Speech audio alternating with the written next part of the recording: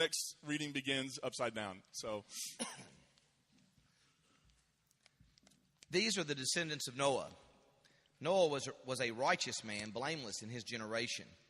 Noah walked with God, and Noah had 3 sons, Shem, Ham, and Japheth. Now the earth was corrupt in God's sight, and the earth was filled with violence. And God saw that the earth was corrupt, for all flesh had corrupted its way upon the earth. And God said to Noah, I have determined to make an end of all flesh, for the earth is filled with violence because of them. Now I am going to destroy them along with the earth. Make yourself an ark of cypress wood, make rooms in the ark, and cover it inside and out with pitch. This is how you are to make it. The length of the ark, 300 cubits, its width 50 cubits, and its height 30 cubits. Make a roof for the ark and finish it to a cubit above, and put the door of the ark in its side. Make it lower, 2nd and 3rd decks. For my part, I am going to bring a flood of waters on the earth to destroy from under heaven all flesh in which is the breath of life. Everything that is on the earth shall die. But I will establish my covenant with you, and you shall come into the ark, you, your sons, your wife, and your sons' wives with you. And of every living thing of all flesh you shall bring 2 of every kind into the ark, to keep them alive with you. They shall be male and female, of the birds according to their kinds, and of the animals according to their kinds, of every creeping thing of the ground according to its kind. 2 of every kind shall come into you to keep them alive. Also take with you every kind of food that is eaten, and store it up, and it shall serve as food for you and for them. Noah did this. He did all that God commanded him. Noah was 600 years old when the flood of waters came on the earth. Of clean animals and of animals that are not clean, and of birds and of everything that creeps on the ground, 2 and 2, male and female, went into the ark with Noah, as God had commanded Noah. In the 600th year of Noah's life, in the 2nd month, on the 17th day of the month, on that day all the fountains of the great deep burst forth, and the windows of the heavens were opened.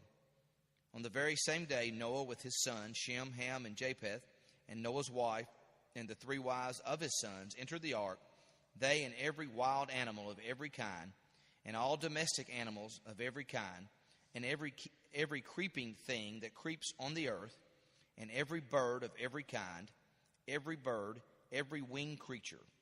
They went into the ark with Noah, 2 and 2 of all flesh, in which there was the breath of life.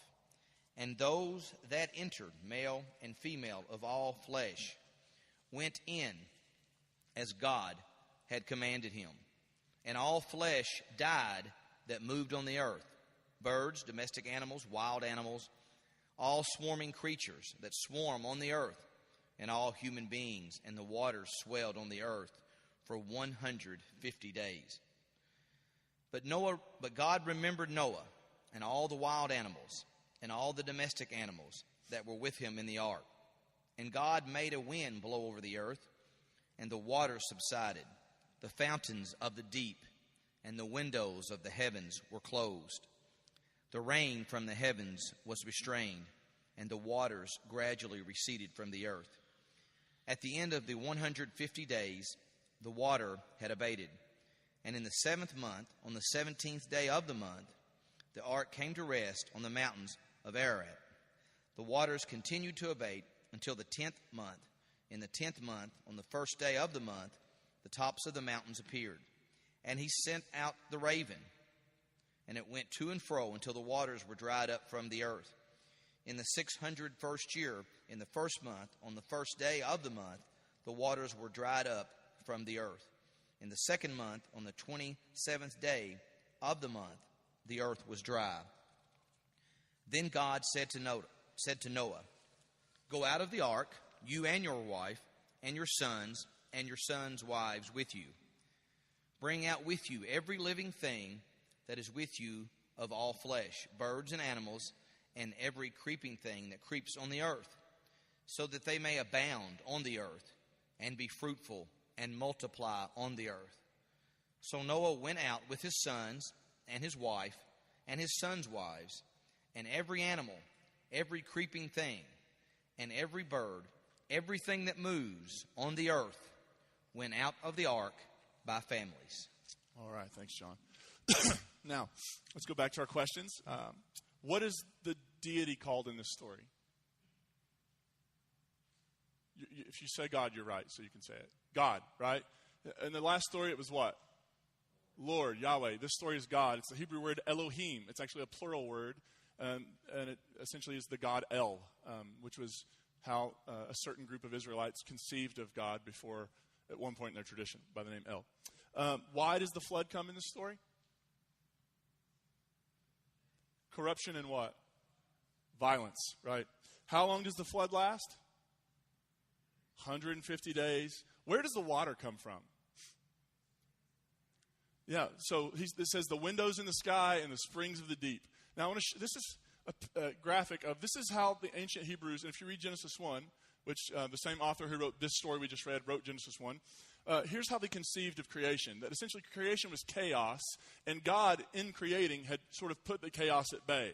And so if you can see, that they would have believed there were pillars under the earth that were holding the earth up, and there were streams, and then there was windows in the heavens, and all this up here would have been water above and below the earth. And so with that conception, when God opens the windows in the sky and he uncorks them, I guess that's what you do to the springs of the deep, and water just comes from both directions and sends a flood. What kind of bird is released? Raven. And how many animals go on the ark? 2 by 2. Now, let me ask you, which one of these stories is in the Bible? Both. Both stories are in the Bible. The person who, they call them the redactor, the person who edited the final form of Genesis had both of these stories and decided, I'm going to put them both in because they're both important. But the way that he did it, like in Genesis 1 and 2, we have 2 creation stories, right? 2 different authors. But the way that person did it is they put Genesis 1 and then Genesis 2, and it's a very clear break. In this story, he starts with the flood, one of the flood stories, and he goes, I'm just going to stick the other one in here like this. And so you read details, and you're like, wait, was it 40 days or 100? And the only reason I share this exercise is I think it's interesting and enlightening, and what it does is it says the Bible is a really interesting thing, and what the authors of the Bible could do that we have trouble with in the modern world is they could take 2 perspectives that seem to be at odds with each other, or at least have differences in detail and opinion, and what do? They don't say, I agree with this one, so I throw this one out. They make space for both. The author of Genesis 1 talks about a 7-day creation in a poem. The author of Genesis 2 talks about a creation story where things are different. They're done in different orders. And the person goes, I think we need both of them. So both of these stories matter in a really, really interesting way. So let me give you a couple observations. I think the most important difference, you saw the differences, or the similarities between Gilgamesh and this stories, right? Did you see them, the birds? And one of the interesting things I wanted to say about the first story is, do you notice how they get off the boat? And the first thing in the first story Noah does, he's like, all right, let's sacrifice some of these animals. And you know the animals were coming off like, what? We made it through the flood and now this? That's why you need 7 pairs, right? Of clean animals. Clean animals are sacrificing animals. And so you would need that many so you could kill a few and have a few left over. Just find that interesting. By the way, in one of the accounts, if you keep reading, one of the first things Noah does is he plants a vineyard and he gets drunk and his kids see him naked. Really weird story. What do you do after you get off a boat? Right? Really, really weird story. The why of the flood. In Gilgamesh, the flood happens because people are noisy. They're just noisy. What was the reason in the Genesis story? Evil and violence and corruption, right? The earth is sick. The earth is sick. The people on the earth are sick. They're doing really, really bad, painful things to one another. They're killing each other. Lord saw humanity had become thoroughly evil. It was always completely evil. God said the end of all creatures has come since they are filled with violence. A couple observations. Did you notice in the one story, God regrets? The Lord regrets. God looks at creation and goes, just wish I hadn't done that. Now, how many of you have conceived in your mind of God going, I didn't see that coming? Right? That's the implication in the story. God's like, well, if I'd have known they'd have done this, I'd have never met him to begin with. Maybe you thought that about your kids. I don't know. But that's what God feels like in the story. Gosh, if I only knew that they were going to be so bad, I just never would have made them. God actually says, I regret it. I'm going to wipe all the people off the earth and everything off the earth because I regret that I had made them. I mean, how many of us conceive of a God that regrets? A God, the actual word there is God repents. God says, I should not have made them. I'm going to unmake them. And then at this, there's a sacrifice, and God decides, people are going to be evil, but I'm not going to do that again. It's almost like God in this story, what it seems like from the narrator's point of view is that God regrets it. God tries to wipe them out, and he's like, well, that didn't make anything better. So we're going to try it differently. Now, here's what I think is important about this. We tend to assume that everything the Bible says is a statement about what God is like. So if the Bible says God sends a flood, then we serve a God who will send floods to wipe out all of creation. But I want to invite you to think about it a little bit differently. How many of you have ever changed your mind about anything? Okay. How many of you, when you were a little kid, you didn't like green beans, but now as an adult, you can't get enough green beans? Anybody? That's my story.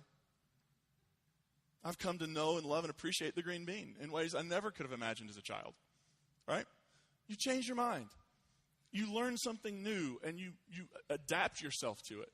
How many of you in your life have ever changed your mind about how you see God?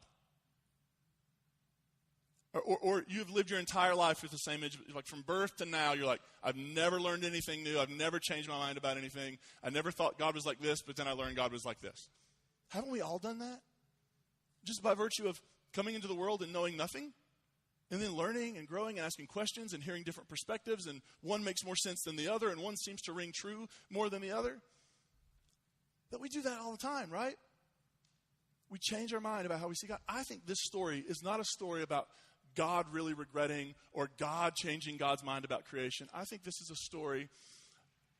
It isn't that God changed God's mind or that God has changed. It's that human beings have changed and grown in our understanding of God. Right? We have changed, and we have come to see God differently. Think about the God at the beginning of the story and the God at the end of the story. The God at the beginning of the story is a flood sender. What about the God at the end of the story? Never going to do that again. Here's a rainbow. Right? And I don't think this is that God changed. I think that human beings always look for reasons to describe why bad things happen. God is the great thing we don't really understand completely and can't put our finger on. And so, I mean, I try not to watch this sort of stuff, but I guarantee you there's some crazy preacher out there saying that the hurricane was sent because of blank. Right? I just think maybe in seminary they should start offering a class on meteorology. I don't know. Maybe that would be helpful. People would say less stuff like that. But something's changed here, and it's not that God has changed. I don't believe God has changed at all. I think the God who began the story is still the same. And if you want to know what I think that God is like, I think that God is like Jesus. That in Jesus, in the person and life of Jesus of Nazareth, we see what God's like. We see God's character. Is Jesus a flood sender? No. And actually, I want to look in a minute about how Jesus talks about the Noah story. It's really interesting. Second thing. The same word for ark here in Genesis is the same word used to describe the boat that is made for baby Moses when his family puts him on the Nile to escape Pharaoh. And so in some ways, you have this really interesting violence is coming. Because of violence, there's a flood coming. And you got to build a boat to survive it. And in the next book, violence is coming. Got to build a boat to save the future liberator. Right? So these stories play together interestingly. But for us as Jesus people, like, how does Jesus interact with this story? And this is what I want to focus on as we get ready to wrap up. This is from Luke 17. Jesus is talking to his disciples. And as it was in the days of Noah, so it will be during the days of the human one, the Son of Man. People were eating, drinking, marrying, and being given in marriage until the day Noah entered the ark and the flood came and destroyed them all. There are all sorts of extra biblical stories about Noah called Midrash. So some of the stuff Jesus references, he's aware of all the stuff that's actually not in the Bible that people were writing and saying. Likewise, in the days of Lot, people were eating, drinking, buying, selling, planting and building. But on the day Lot left Sodom, fire and sulfur rained down from heaven and destroyed them all. We're going to look at that story next week. That's the way it will be on the day the human one is revealed. On that day, those on the roof whose possessions are in the house shouldn't come down to grab them. Likewise, those in the field shouldn't turn back. Remember Lot's wife. What happened to Lot's wife? Turned into salt. Spoiler alert for next week. If you